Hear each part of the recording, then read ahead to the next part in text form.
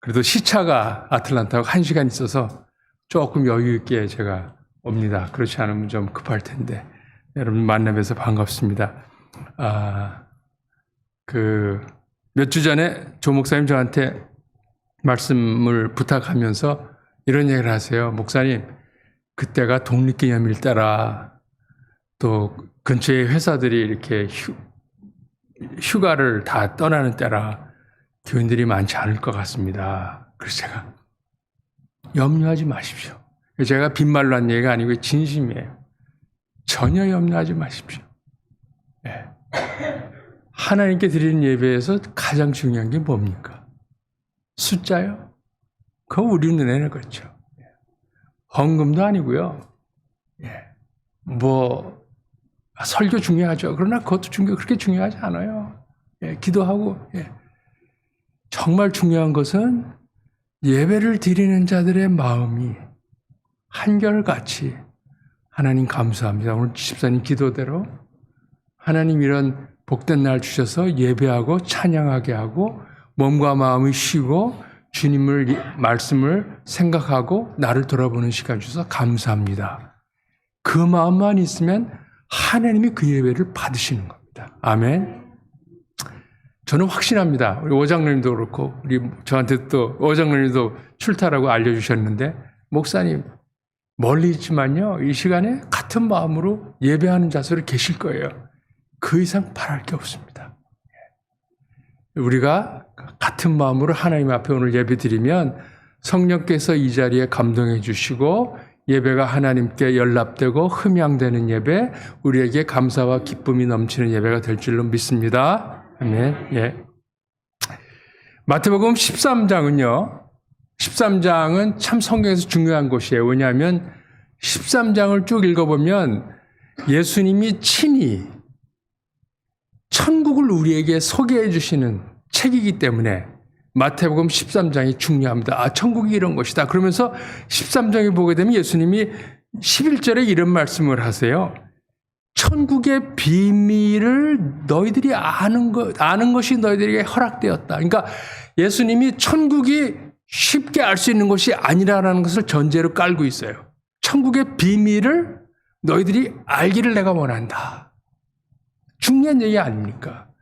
여러분 우리가 천국 막연히 알지만 천국이 어떤 것일까? 그러면서 예수님이 7가지의 비유를 13장에 쭉 설명을 해주세요. 비유로. 설명이 안 되니까 천국은. 비유로 설명을 해주시면서 우리가 그 비유를 통해서 천국에 쉽게 말하면 감을 잡으라고 주시는 거예요. 예를 들면 천국은 뭐예요? 겨자씨 같다. 누룩 같다. 밭에 감추인 보화 같다. 이런 비유, 7가지의 비유가 나오는데 첫 번째 비유가 뭡니까? 첫 번째 비유가 씨 뿌리는 비유가 나옵니다. 어떤 사람이 씨를 뿌리는데 길가에 뿌리고 돌밭에 뿌리고 가시덤불에 뿌리고 좋은 땅에 뿌리고 막 뿌린 거예요. 그런데 나오는 모습을 보고 천국을 비유를 드셨어요. 근데 오늘 제가 같이 읽은 말씀은 두 번째 비유인데 첫 번째 비유는 씨를 막 뿌렸죠. 되는 대로. 그러니까 4군데란 땅에 뿌려졌는데 오늘 두 번째 비유는 중요한 것이 주인이 자기 땅에 좋은 땅이라 그랬어요. 좋은 땅에 그냥 뿌렸겠어요? 밭을 갈고 정성을 다해서 뿌렸겠죠. 그게 다른 점입니다. 뿌렸다라는 거예요. 기대에 부풀어서 뿌렸겠죠. 그런데 한밤중에 원수가 몰래 밭에 들어와서 거기다가 가라씨를 뿌리고 갑니다. 그런데 주인과 종이 이 사실을 모르죠. 밤에 왔다 갔으니까. 그런데 시간이 지나고 싹이 나고 또 시간이 지나고 알곡이 달릴 때 보니까 뭔가 이상해요. 보니까 가라지가 여기저기서 올라온 거예요. 그래서 가라지가 뭔가, 여러분 가라지 뭔지 아세요? 가라지가 뭔가 하면 그 생긴 모양이 거의 밀과 비슷합니다. 제가 이스라엘을 갔을 때 여러 그룹이 같이 왔는데 저 중서부에 밀을 키우는 지역에서 오신 분들이 이렇게 돌산을 올라가는데 안내하는 분한테 물어보는 거예요. 아, 목사님, 어느 권사님이 그러세요. 아, 목사님, 여기 무슨 돌산에 이렇게 밀이 많이 났어요. 그러더라고요. 저는 밀을 못 봤기 때문에 몰랐어요. 그랬더니 그 안내하는 목사님이 아, 그게 가라지입니다. 그러는 거예요. 그러니까 밀하게 비슷하게 생겼어요. 그런데 그것이 알곡이 생길 때 그 모습이 드러난다는 겁니다. 그래서 여기서 좋은 씨는 밀이라는 것을 우리가 알 수 있습니다. 그러니까 이때 주인들이 달려와서 종에게 보고를 합니다. 아니, 우리가 분명히 좋은 씨를 뿌렸는데, 밀을 뿌렸는데 어떻게 가라지가 생깁니까? 그러니까 주인이 금방 알아차립니다. 아, 주인이 금방 알아차리고 하는 말이 원수가 그 짓을 했구나. 원수가 그 짓을 했구나. 종들이 무슨 제안을 합니다. 주인어른, 우리가 가서 이 가라지를 다 뽑아버리면 어떻겠습니까? 그때 주인이 뭐라 그럽니까? 가만둬라. 가만둬라. 가라지를 뽑다가 밀까지 뽑힐까 염려가 된다.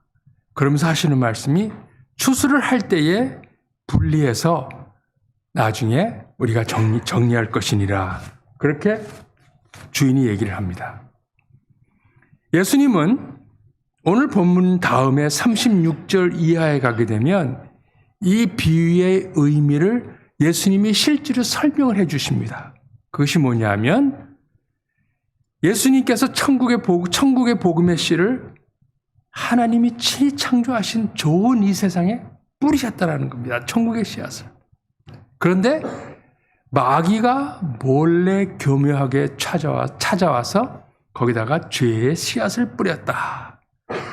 그래서 결국 세상에는 천국의 자녀들도 있지만 마귀의 자녀들도 공존하는 것이다라는 예수님의 설명이 있습니다. 우리 같아서는 당장에 그거 다 솎아내고 싶죠. 그렇죠? 정말 이 죄에 물든 이 세상의 모든 것들 다 정리하고 싶습니다. 그러면 세상이 좋아지고 밝아질 것 같습니다. 예수님은 그렇지 않습니다. 추수 때까지 기다려라. 즉 세상 끝날까지 기다리라는 겁니다. 종말 때에 불법을 행한 자와 악인들을 거두어서 풀무불에 던질 것이다. 그래서 천국과 지옥이 거기서 갈라진 것이라는 그런 말씀을 하십니다. 그런데 보면 세상을 살다 보면 참 안타까운 현실이 뭐냐 하면 정말 성실하고 믿음 좋은 사람들이 어떤 때는 빨리 가시고 악한 사람들이 너무 잘 되는 것을 우리는 종종 볼 때가 있습니다. 정말 이 말씀이 맞는 것 같아요. 왜 그럴까?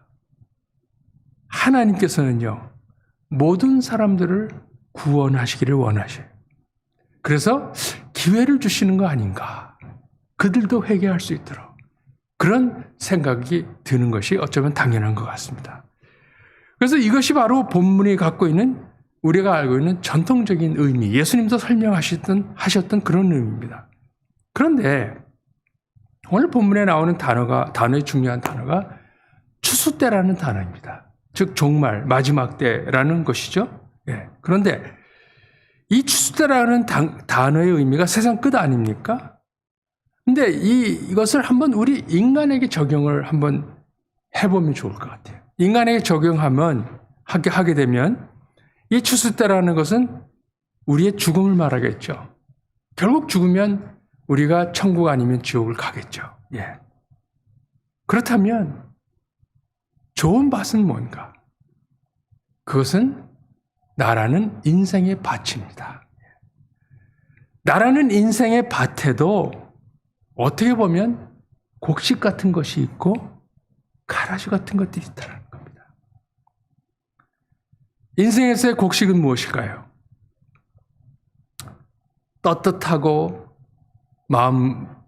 떳떳하게 누구에게든지 내놓을 만한 것들. 누구에게 내놔도 손색이 없는 것들. 나의 삶을 행복하게 해주는 것들. 만족을 주는 것들. 또 내가 살면서 열심히 노력해서 이루고 성취한 것들. 업적들. 성공한 것들. 이런 모든 긍정적인 것들이 다 우리에게는 곡식과 같은 겁니다. 그것이 돈이 될 수도 있고 자녀가 될 수도 있고요. 내 커리어가 될 수도 있고요. 건강이 될 수도 있고요. 여러 가지 많습니다. 인간관계도 될 수 있고요. 그런 반면에 인생에 가라지가 있습니다. 가라지는 뭔가요? 내 인생의 어두운 과거, 특별히 살면서 받아온 상처들, 누구에게 떳떳하게 얘기하기 어려운 그런 과거의 기억과 사건들, 그리고 오늘도 끊임없이 나의 삶에 부정적인 영향을 끼치는 그런 것들, 모든 것들이 다 가라지와 같은 겁니다. 어려서 부모에게 사랑받지 못한 그 한 인생이 겪는 그 가라지, 또 감수성 많은 사춘기를 지나면서 친구들과의 관계에서 받은 상처들, 아픔들, 혹시 우리 가운데 형제 자매로부터 관계의 가라지를 갖고 계신 분들 계십니까? 뭐 간단히 말하면 내가 원하는 학교에 지원했는데 낙방한 경우, 저도 학교를 떨어져 본 적이 있습니다. 그런 것들. 혹시 살면서 사랑에 실패해 보신 적이 있습니까? 흔한 거죠. 사업의 실패는 어떻습니까? 자녀의 문제는 어떻습니까? 남편의, 아내의 문제는 어떻습니까? 온갖 좋은 것은 좋은 것을 다 동원해서 자녀를 정말 좋은 것으로 키웠는데 그 극진한 정성을 다해서 투자해서 한참 세월이 흐르고 보니까 우리 자녀의 모습이 나한테 가려진 것 같아요. 어떻게 다 이렇게 됐나? 지금까지 살면서 좋은 것만 취하고 좋은 것만 택해서 좋은 것에만 투자하고 정말 좋은 것만 입고 먹고 쓴다고 살았는데, 좋은 씨만 뿌렸는데 어느새 나도 모르게 내 인생에는 가라지가 너무나 많습니다.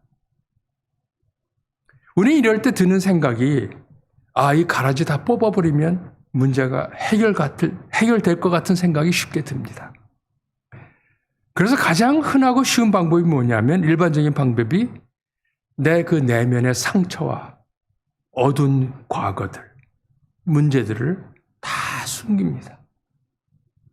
그러면서 그것을 기억에서 다 지우려고 하면서 누가 보아도 인정하고 누가 보아도 떳떳할 만한 것들로 나를 덮고 포장하기 시작합니다.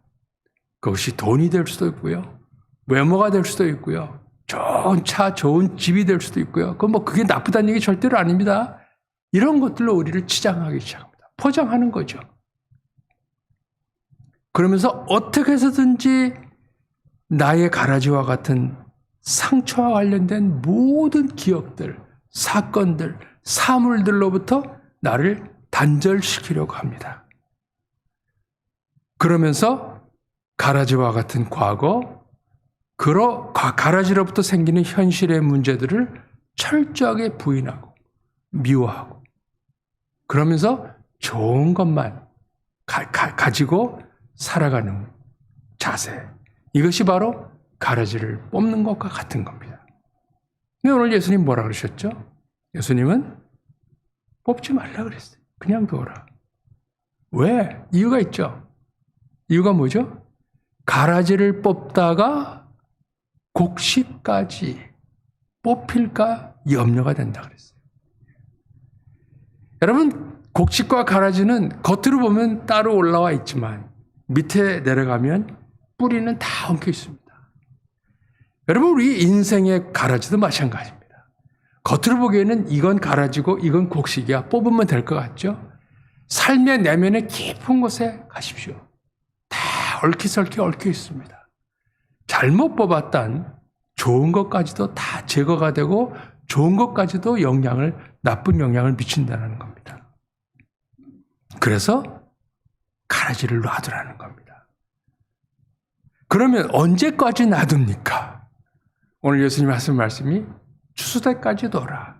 추수 때까지. 즉 나의 인생이 마칠 때까지 그것을 놔두라는 거예요.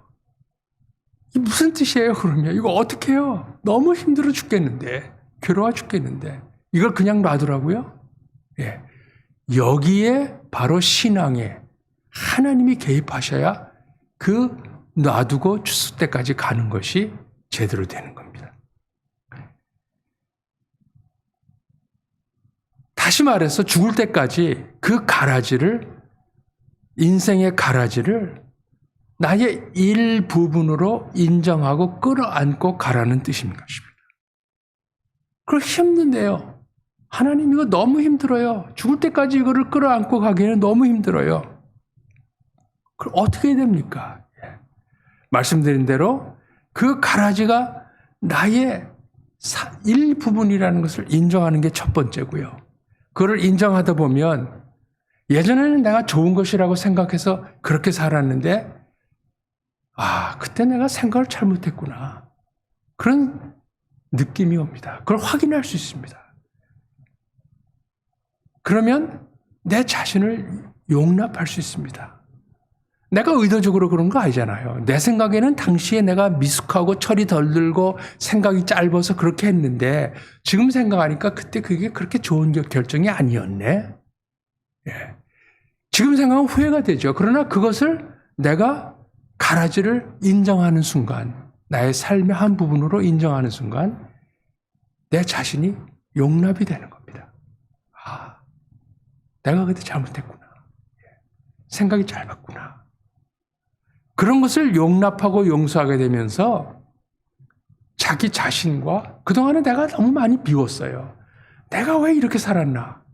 그런데 나를 진짜 용서하고 용납하다 보니까 내가 내 자신과 화해가 이루어지는 거예요. 관계. 내 자신이 미웠는데 내 자신이 귀하게 여겨지고 내 자신과 화해가 이루어지고 그 화해가 이루어지니까 마음의 평화가 찾아오는 거예요. 그리고 나에게 가라지처럼 보였던 것들이 이제는 그렇지. 오히려 너 때문에 그 가라지 때문에 오늘 내가 있는 거구나.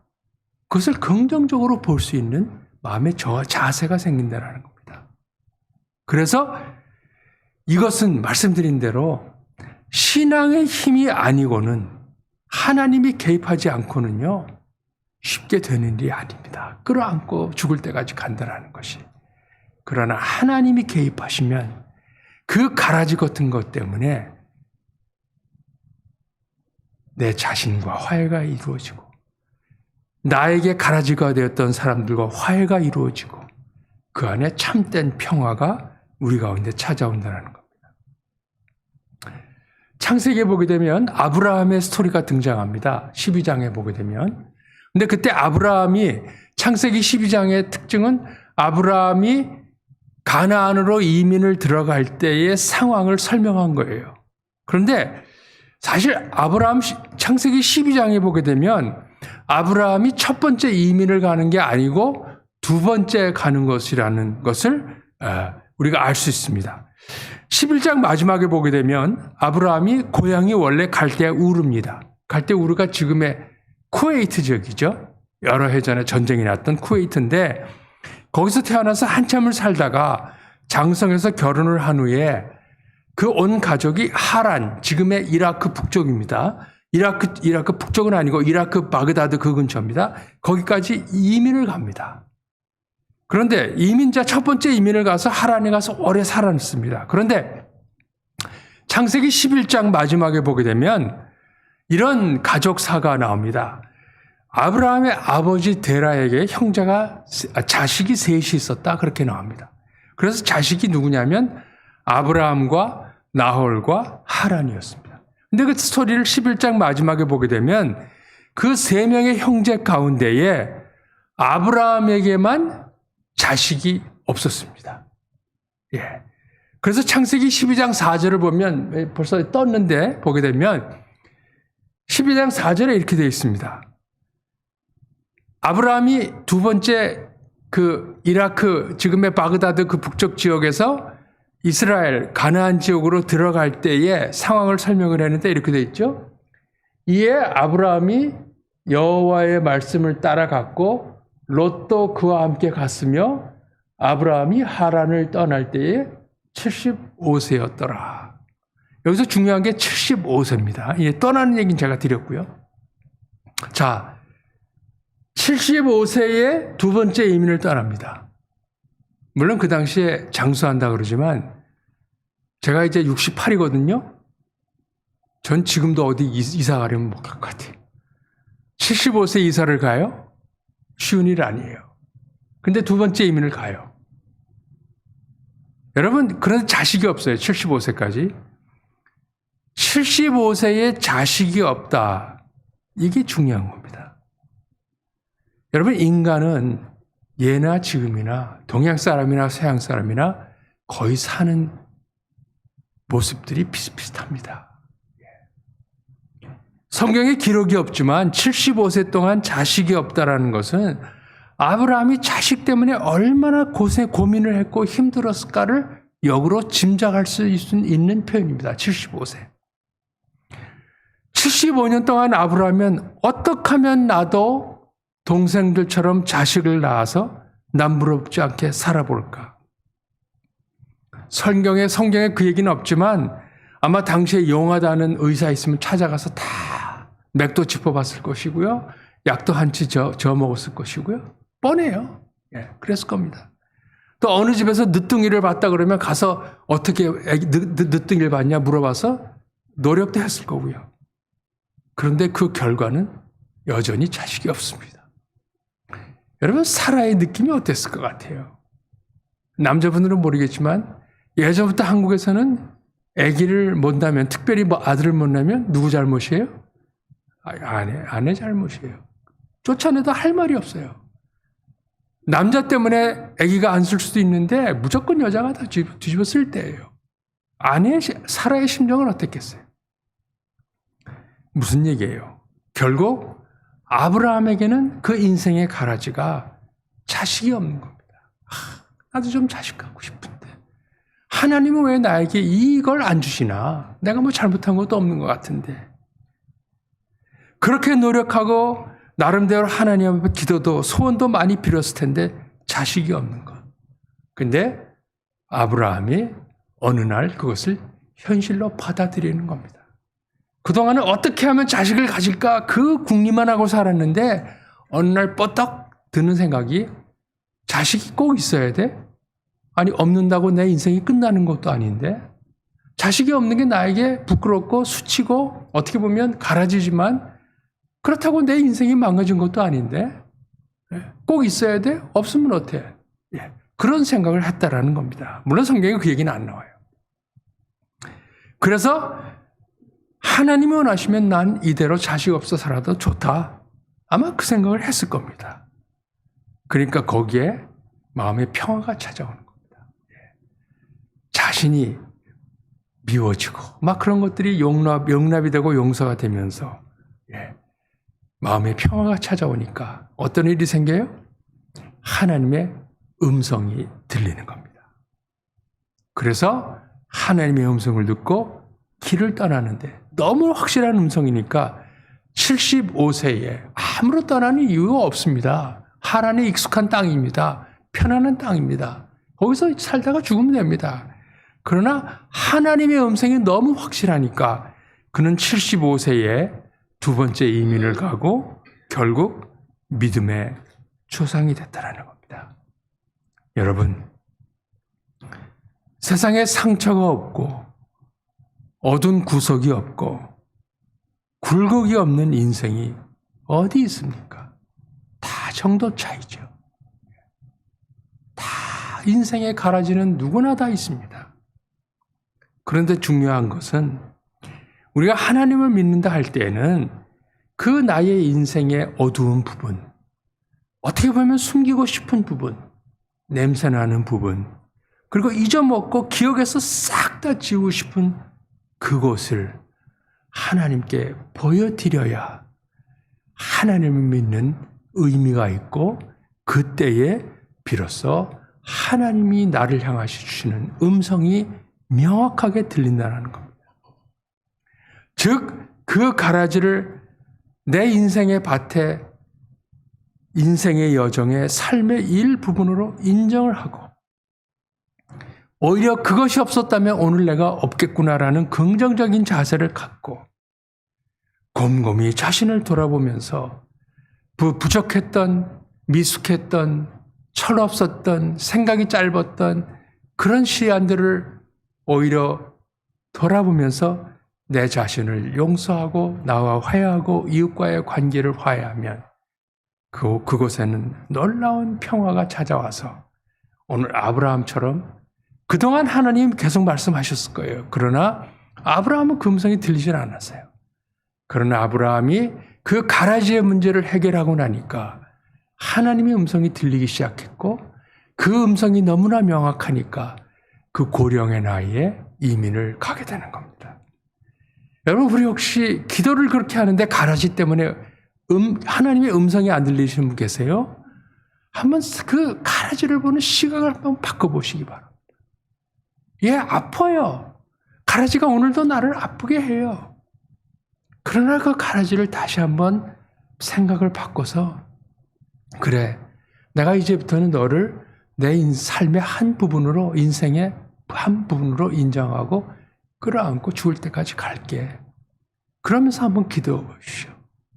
그러면 거기에는 하나님의 영이 감동하셔서 여러분들의 삶을 긍정적으로 바꿔주셔서 아브라함과 같은 그런 역사가 일어날 수 있다고 저는 믿습니다.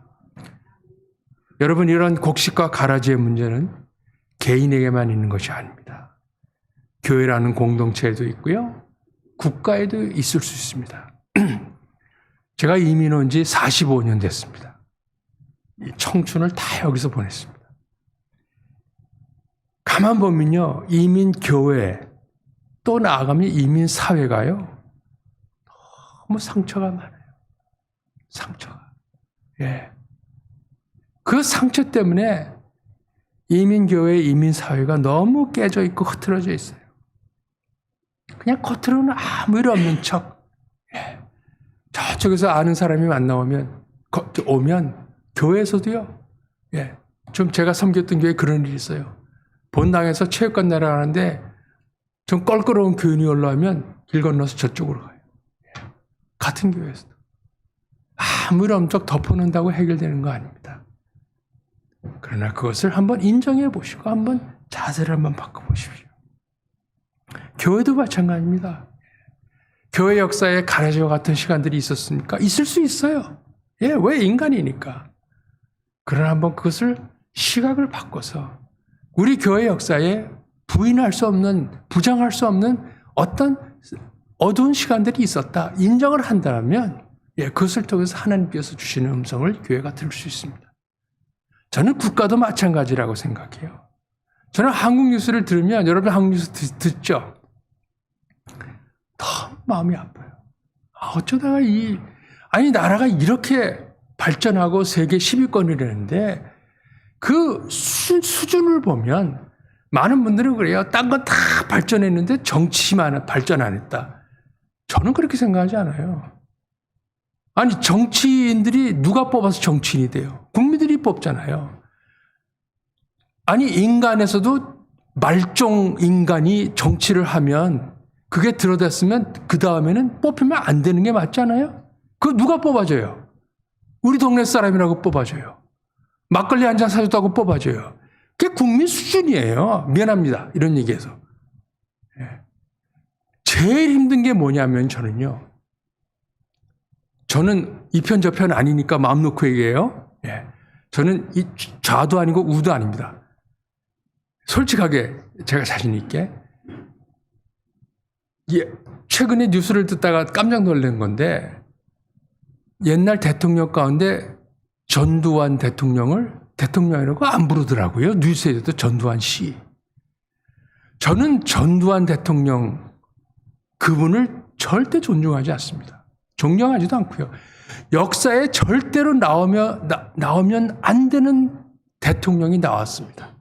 시대적으로. 저는 그렇게 확신합니다.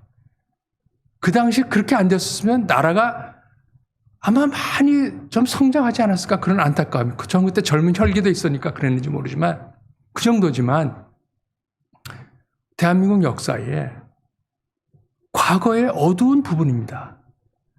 그러나 그분을 대통령을 대통령이라고 안 부른다고 그것이 잊혀지는 게 아니잖아요. 대한민국 역사에 분명히 갈라집니다. 아픕니다. 그 생각만 하면. 그러나 그것을 인정하지 않으면 어떻게 돼요? 양쪽으로 갈라지는 수밖에 없어요. 그러나 그것을 갈라지를 인정하고 우리 역사의 어두운 부분은 맞다. 그러나 우리 민족이 이걸 끌고 가야 된다. 그런 자세로 국민들이 나아갈 때 나라의 미래가 있는 겁니다. 여러분 새로 대통령 여당이 됐죠? 지난 정권이 잘못한 건 많이 있다 그래요? 좋아요. 있다고 합시다. 근데 그거를 그냥 공격만 하고 가라지를 봐서는 안 됩니다. 지난 역사에 부족한 부분이 우리에게 있다. 그러나 이것도 우리 민족이 나아가는 어떤 미래지향적인 측면에서 분명히 대한민국의 역사를 우리가 인정해야 한다. 받아들인다. 그런 자세로 갈 때에 지금 정권이 국민에게 지지를 받습니다. 저는요, 제일 안타까운 현실이 정치를 뭐 하거나 정치인들이 큰 일을 하려고 무슨 큰 좀 수를 벌이려고 할 때는 항상 뉴스에 나오는 게 뭔지 아세요? 전직 대통령의 묘지를 방문했다. 이 뉴스에 나옵니까? 여러분 기억하세요? 그러면 또 한쪽에서는 왜 거기 갔냐 욕하고 이쪽에서는 이쪽 대통령 묘는 안 간다고 그러고 저는요 지금 같아서는 어느 쪽도 찍을 쪽 없어요. 근데 언제 내가 마음 놓고 찍느냐? 대통령 후보로 나온 사람이 어느 대통령 후보, 전직 대통령 후보의 묘지도 안 가는 사람. 오직 현충원만 가서 특별히 호국 영령들에게 무릎 꿇고 감사합니다. 나라를 위해서 헌신하겠습니다. 그리고 어느 쪽 대통령도 찾아가지 않는 대통령이 나오면요. 난 그 사람 찍습니다. 마음 놓고. 여러분 미국의 대통령 되겠다는 사람이 레건 대통령 묘지에 가는 거 봤어요? JFK, 유명한 JFK 대통령, 케네디 대통령 묘지에 가는 거 봤어요? 그런 거 가도 뉴스도 안 나요. 관심도 없어요. 왜? 서로 싸우지만 미국 역사에서 국민들의 정서에는 과거의 아픈 부분이지만 내가 볼 때는 아픈 부분이지만 우리 미국 역사의 한 부분으로 다 인정하고 받아들입니다. 그리고 건전하게 비판하고 비난이 아닙니다. 그저 비난이 아니고 건전하게 비판하고 거기에서부터 교훈을 얻어서 미래지향적으로 정책들이 나옵니다. 그래서 미국은 살맛이 나요.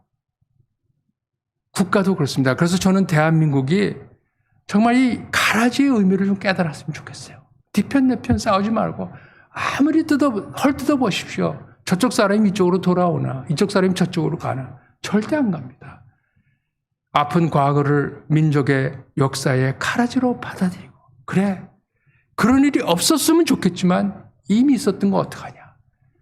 우리가 받아들이고 인정하고 거기서 교훈을 얻고 우리가 미래지향적으로 나가자라는 지도자들이 정치인들이 나와서 이 민족을 끈다면 저는 대한민국의 미래가 무척 밝다고 생각하는 사람입니다. 여러분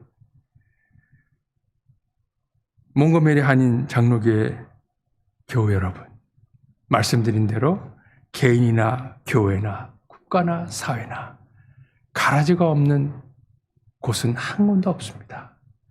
문제는 그 가라지를 어떻게 보고 어떻게 대하느냐에 따라서 우리의 미래가 달라질 수 있고 심지어 천국을 예수님이 소개하면서 가라지의 비유를 들었습니다. 천국이 이런 곳이다라고 얘기합니다. 여러분 지금 사시는 곳 천국 같으세요? 지옥 같으세요? 지옥 같다면 한번 이 본문의 교훈을 생각하시고 가라지를 받아들이는 그런 삶을 한번 바라보십시다. 여러분 누가복음 17장에 보게 되면 바리새인들이 예수님께 질문하잖아요. 하나님의 나라가 어느 때에 오는 겁니까? 예수님 뭐라 그러셨어요? 하나님의 나라는 여기 있다 저기 있다 하는 것처럼 볼 수 있게 오는 것이 아니다. 그러면서 하나님의 나라는 뭐라 그랬어요? 너희 안에 있느니라. 안에 있느니라. 여러분 가라지의 문제를 해결하면요. 우리가 천국을 안 가봤지만 천국이 내 안에 있음을 확신할 수 있습니다. 우리 몽고메리 한인교회 성도님과 우리 교회가, 이 지역사회가 이 가라지의 교훈을 받아서 이 땅에 살지만 천국의 삶을 맛보면서 살아가는 여러분과 교회, 우리 몽고메리 지역의 한인사회가 될 수 있기를 예수님 이름으로 축원드립니다. 아멘. 아버지 하나님 감사합니다. 오늘 예수님이 친히 우리에게 비유로 천국의 비밀을 가르쳐 주시겠다고 주신 말씀을 생각하면서 우리의 삶을 되돌아봅니다. 참 누구에게도 얘기할 수 없는 가라지들이 우리들의 인생에는 왜 그렇게 많은지요. 해결이 안 돼서 숨겨보고 감추고 누구에게도 얘기 못하고 그저 얘기하면 말이 퍼져나갈까 봐 전전긍긍 그러면서 살아가는데, 아버지 저희들에게 이 가라지를 끌어안을 수 있는 아버지 귀한 교훈 주심 감사하며, 하나님 성령의 감동 주셔서 끌어안을 수 있는 용기도 주시고 가라지를 나의 삶의 한 부분으로 인정하면서 죽을 때까지 긍정적으로 가라지를 바라보면서 이 땅에서 천국을 맛보고 또 그것을 받아들일 때에 들리는 하나님의 음성을 들을 수 있는 저희가 될 수 있도록 축복해 주시옵소서. 그리하여 참 외롭고 힘든 이민의 삶, 그것도 대도시가 아니라 몽고메리라는 작은 도시에 사는 우리들의 삶이 좀 더 천국처럼 살아야 되는데 그렇게 살지 못하는 우리들의 삶이 이 교회를 중심으로 예수님의 말씀 때문에 하나님 나라를 바라보면서 천국처럼 살아가는 저희들 되기 원하오니 성령님 도와주시고 우리 가운데 감동해 주셔서 이 귀한 인생의 여정, 천국을 맛보는 인생의 여정에 주님과 함께 걸어가는 저희가 될 수 있기를 예수님의 이름으로 간절히 기도드리옵나이다. 아멘.